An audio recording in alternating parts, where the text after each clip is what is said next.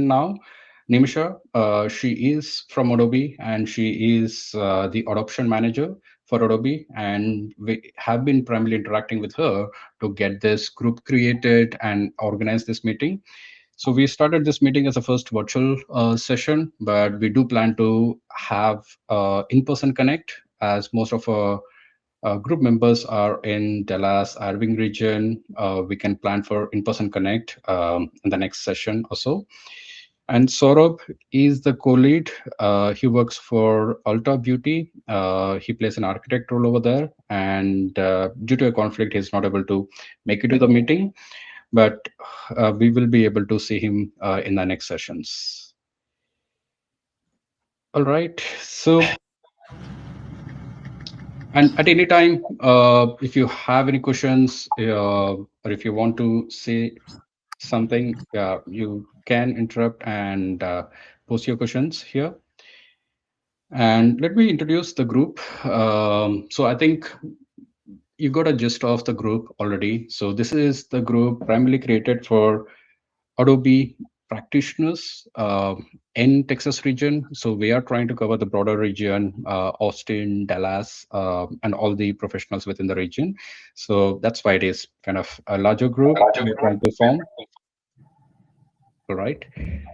And this is for we're trying to cater this for architects, practitioners, and even business and marketing stakeholders.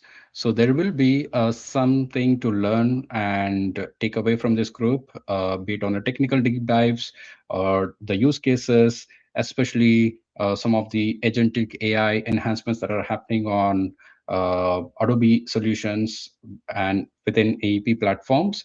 So a lot of those sessions will be conducted and discussed in depth here. And obviously, the value I see is networking and peer learning and knowledge sharing. And in future, if you want to present in this, you can connect with me and share your interest and topics. We can arrange and organize those sessions as well.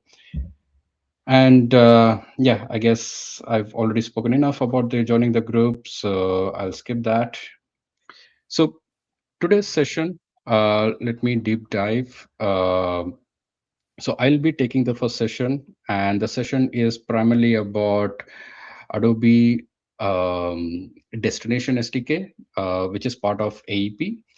So within AEP RTCDP, we are aware that there are a set of source connectors, destination connectors we use for activating our audiences and orchestrating the customer journeys, right? And s- right now we have about 200 plus kind of a connectors. Sorry, can you please go on mute if anyone is unmuted? All right, thank you. Yeah, so yeah, in AEP RTCDP, apart from the direct out of the box source connectors, which are quite a lot, about 200, but the business many times do need custom connectors. There are many other systems which are not already part of AEP's destination activation platform. And if we want to enable them, the traditional approach has been to use the custom AWS, Azure, or Google GCP kind of solution, setting up Lambda, S3s, and doing that entire file sharing activation process, right? But there is more efficient way of doing it, and this can be done for driving your real-time use cases as well as for connecting with any legacy kind of a platform where you want to share the data without having any intermediate technology implemented. So that is Destination SDK. So through Destination SDK, AEP and RTCDP allows us to build our connections with any other downstream system and and kind of share our audience data with them. And there are multiple use cases where this will be very vital and useful. In this session, I will be walking through some of those use cases, architecture, and how do we do it at a high level, because it's an in-depth topic. So covering in-depth will not be possible, but I will be providing the gist and the documentation which you can refer further for setting up this connection process, right? And so with that context, let's jump into the use cases. So, and in fact, this has been a common scenario in our current organization where we want to have more of point-to-point system integrations in our architecture and avoid another layer in between, which adds maintenance, technical overhead, as well as delays in the process. So we have use cases where especially at Potential, we have use cases where we need to send some suppression data to our Salesforce CRM data, like the CRM system, where we want to suppress users who have unsubscribed or who have done certain activities and stop or kind of remove them from lead campaigns. Similarly, for similar kind of use cases would be possible with a customer loyalty platform, and more importantly, ad tech platform, where you want to retarget the certain users and uh, kind of target those users through an ad system, ad delivery system, or even through LiveRamp.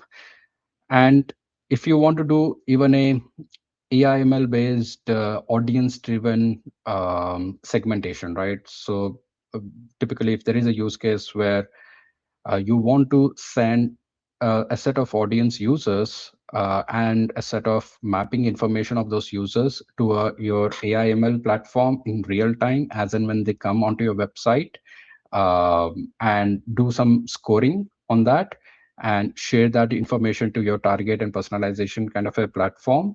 In those scenarios also, this kind of connectivity would be helpful. And as I mentioned earlier, the legacy platforms where although we have FTP and S3 kind of a platforms, but if you want to send the data, for instance, in a CSV format, right now our destination connectors S3 based or FTP based allows us to send data only through a JSON or a Parquet file format. So if your system only supports a CSV kind of a format, then destination SDK can help you in converting the data into CSV and then passing on the data, right?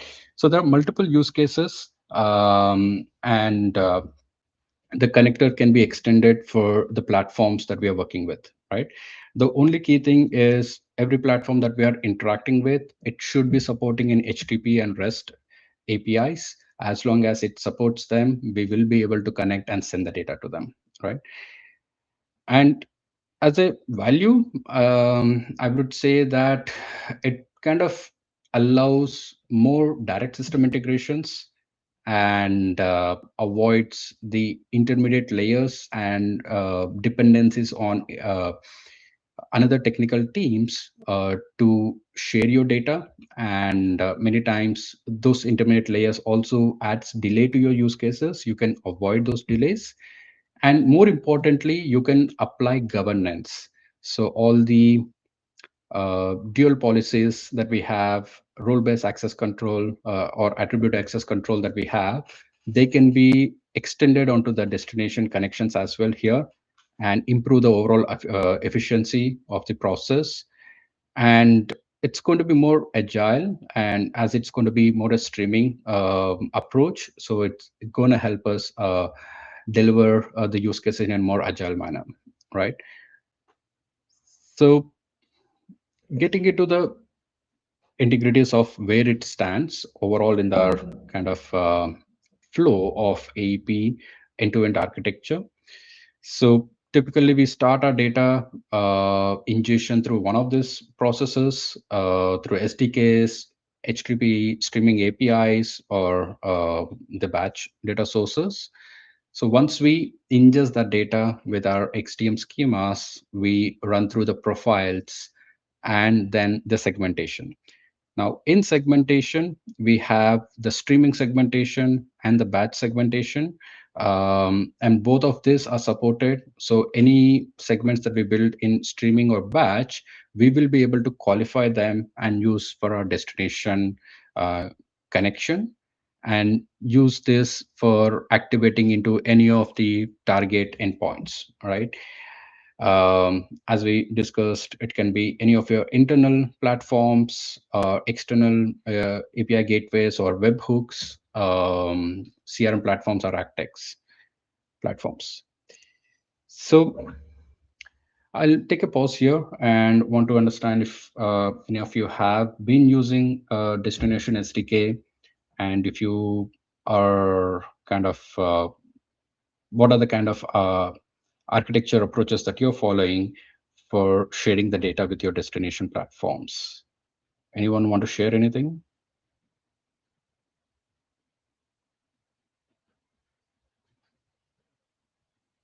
Okay, all right. No problem. I think we can move ahead. So the destination SDK, the way we connect is there are about three key um, kind of a pillars or activities that we need to do. One is to set up the destination server.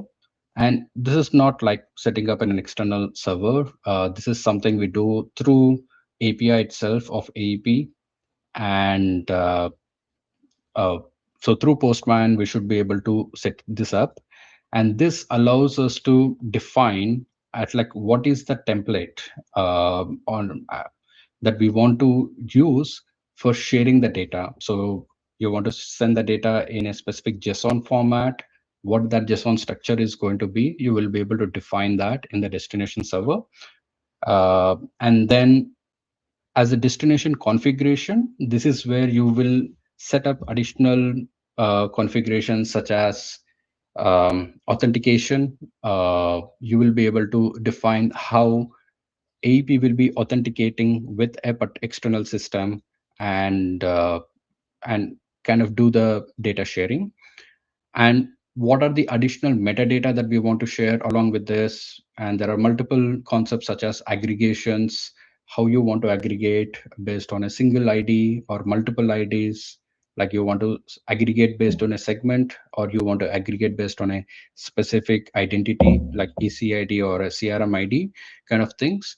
So you will be able to configure a lot of those things here in the destination configuration.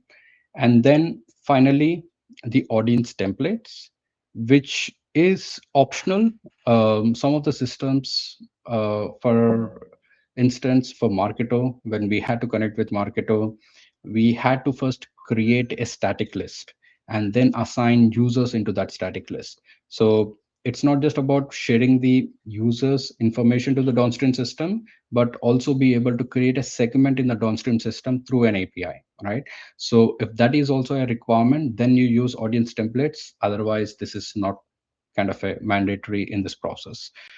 This destination server and destination configurations alone should be able to kind of set up and get us start working on the connection setup. And let me quickly kind of share how it looks in Postman.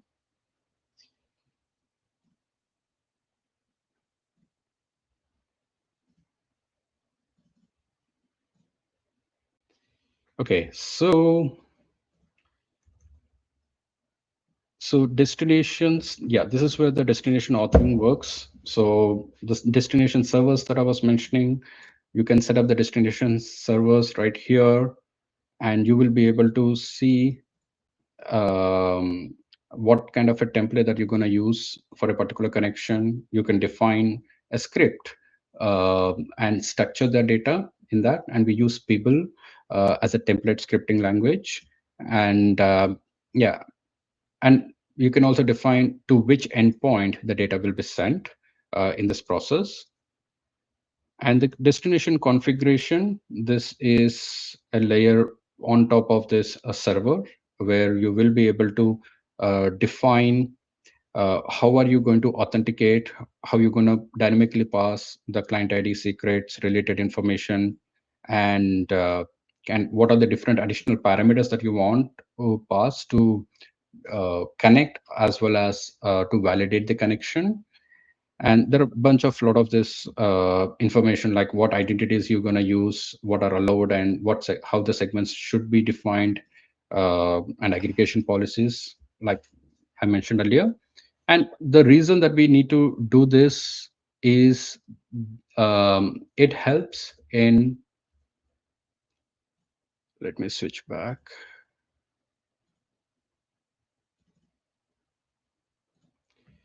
Yeah, so it helps in setting up the same layout like we generally see in our RTCDP destinations. The moment we set up a server and a destination configuration, we will start seeing the styles, the cards right here, which you will be able to kind of select and follow the regular activation process, like typically how we do, let's say, an S3 connection, right? You share your API credentials, you will be able to authenticate right here. And then you set up your data flows and start your regular activation process where you select your audiences, then do the mapping of what are the attributes that you're going to pass to, and then do the final activation, right?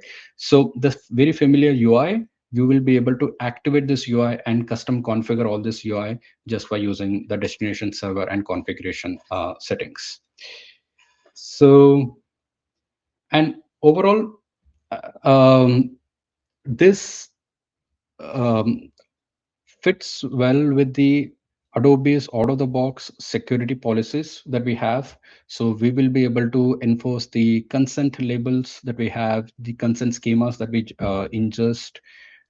We will be able to enforce those consent labels and also restrict the access-based role attribute based access control. We will be able to apply that and limit the users to either access the destination, not access the destination, depending upon your organization policies. You want to restrict business user to able to do the self-serve of activating certain audiences, or you want to only let the developers to do it. So you can define whatever the model it is, you can define your ABAC policies and enforce the same on destinations as well. And people is the template language. So essentially it has shorter and crisper version of people is been used. So it helps in only defining what IDs are allowed, and what are the filters that need to be set up for activation. So you can configure some of those parameters within the scripts. And the regular monitoring audit trials that we have out of the box in AEP is also applied here. And typically in practice, we do this setup in our dev environment. We do that stage testing, and then finally, only then we finally push it to production. And if this is your one of your internal application, you can also submit this to Adobe to make this connection more of an official connection, which shows up for every other users within AEP, right? So that typical enterprise connections are also built through the same way that we're using here. And and obviously, we don't use destination SDK when we already have an existing connector, or we want to improve this existing connector. For instance, we are trying to connect to our Salesforce system, and there we have certain challenges where the API approaches, AEP for kind of follows out of the box is not compliant. We want to use more of an auth based authentication, which is not entirely supported. So we are building our own custom connector so that we take a more compliant approach of auth only and do the connections, right? So if there are any such dependencies, you can still take the custom connector approach. And the edge data is not supported. So even if you receive the data through edge, you will be able to use only a streaming segment and batch segment for doing the activation. So that limits the real-time use cases. It will be more of a near real-time use cases that we will be able to support here, right? And overall value, as I said, proprietary, being able to unlock and connect with your proprietary and remove additional technical interdependencies with the platform and work more independently in a more agile way. That will be the main strategic value, I think, with this connection approach. Although there is some technical complexity, it does require a person who has good understanding of APIs, JSON, and table scripting to be able to use this. There is medium to high level of complexity in this, but yeah, I think there is enough documentation which can help you in doing this setup seamlessly. So yeah, I think I have some questions probably in the chat. I'm not able to access the chat.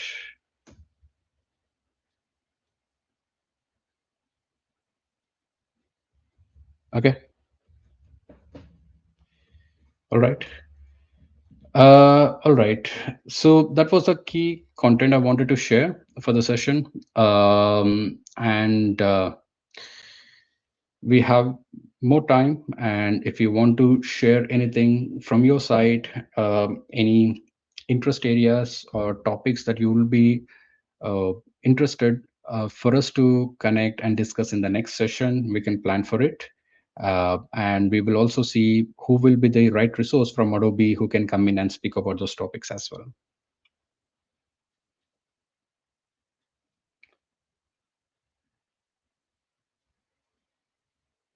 Anyone want to share anything in particular? Yes, Devinder, thank you for the session. So I had one question and a topic of interest as well. Mhm. So when do we take a call as to using a native connector versus the destination SDK? Right. So that's my question, and the topic of interest is federated audience composition. Got it. All right. So I think simple, if you already have a native connector for that particular platform, it's always preferred to use those native connectors because they come with the SLAs, and this is Adobe managed and vendor managed. So they will be more scalable and more reliable for us to start using them. But if for any reason, if that native connector doesn't fit your requirement, so we have a scenario where we are trying to connect with Salesforce CRM, and we are also trying to connect with Salesforce Marketing Cloud. Now, the out-of-the-box connectors that we have with Salesforce are kind of complicated, and there are challenges in setting them up at the first place, and they don't kind of work in a enterprise. I think each enterprise have their own standards, right? Security standards. So it didn't meet our security standards. Essentially, we wanted to use only auth-based connections, but Salesforce CRM was an auth and password-based connection, which is not supported. So in those scenarios, we choose to build our own custom connector. Similarly, for Salesforce Marketing Cloud, we wanted to share the data, but the way we need to send the data is very complicated, and it is not scalable for multiple, like large scale data sharing. So we used to build our own custom connector, even for Salesforce Marketing Cloud. And obviously the edge data, if you want to use edge data and send data to a downstream system in milliseconds, then destination SDK is not the approach. Uh, there are more kind of applicable approaches like even forwarding or even using AJO, where you can use your journey orchestration within AJO, set up the journeys and start transmitting the data in the APIs, right? So there are different use cases. Uh, Hope that kind of answers your question, though. Yes, yes, yes. Thank you so much. And yeah, I think you mentioned about federated audiences. Yeah, that is an interesting topic. Do you already are using federated audiences, or this is more of an topic of interest? No, we are not using, but I would like to know more about it. Okay, sure. We can plan for that. Anything else? I I think we didn't meet a rest of the people who joined later. I think I see Saurabh as well. Hey, Saurabh. Hey, I'm really sorry to join And late. no problem. I think the main topic, we just finished the topic and we are trying to uh, kind of identify the topics of interest for the next session. Um, and sort of in the meantime, if you want to introduce yourself so that the overall group knows you.